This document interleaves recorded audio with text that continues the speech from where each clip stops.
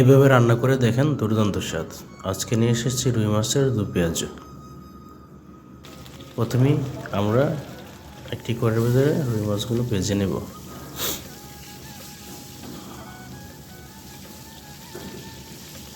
ভাজা হয়ে গেলে ওই তেলের ভিতরে দিয়ে দেবো আমরা পেঁয়াজ, মরিচ, রসুন থেতলে।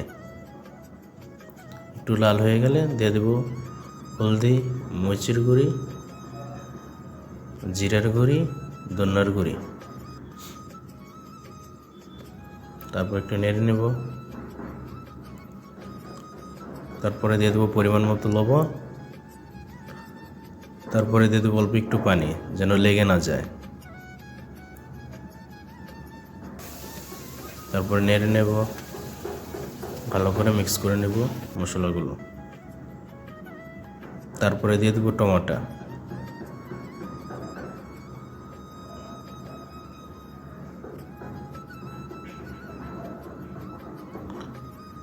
অবশেষে পানি দিয়ে দেবো আমরা, একটু বাড়িয়ে পানি দিয়ে দেবো। তারপর ভালো করে নেড়ে নেব।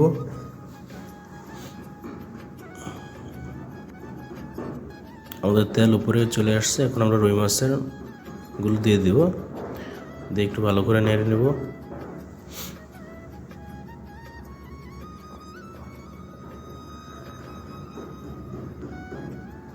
যখন রুই মাছের তেলগুলো উপরে চলে আসবে, বুঝবেন রুই মাছের দু পেঁয়াজ হয়ে গেছে।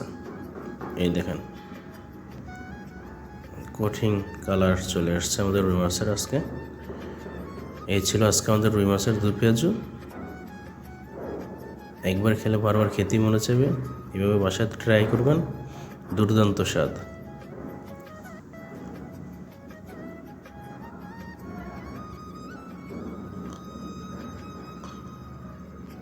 ভালো লাগলে লাইক, কমেন্ট, সাবস্ক্রাইব করবেন। বাই বাই, আল্লাহ হাফেজ, টাটা।